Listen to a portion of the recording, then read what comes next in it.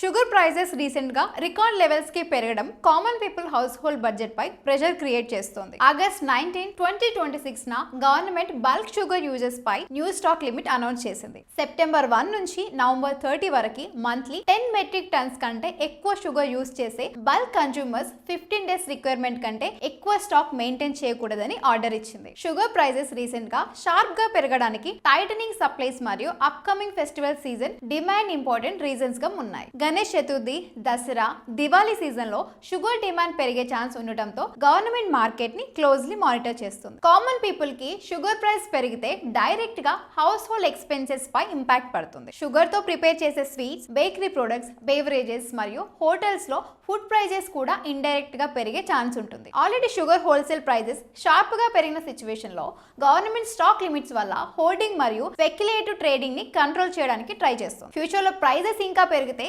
Government imports, stock limits మరియు supply measures లాంటివి consider చేయవచ్చు. సింపుల్ గా చెప్పాలంటే షుగర్ ప్రైస్ రైజ్ అనేది జస్ట్ కమోడిటీ మార్కెట్ ఇష్యూ కాదు. ఫెస్టివల్ సీజన్ ముందు హౌస్ హోల్డ్ బడ్జెట్స్ మరియు ఫుడ్ ప్రైజెస్ పై డైరెక్ట్ ఇంపాక్ట్ చూపించే ఇంపార్టెంట్ డెవలప్మెంట్.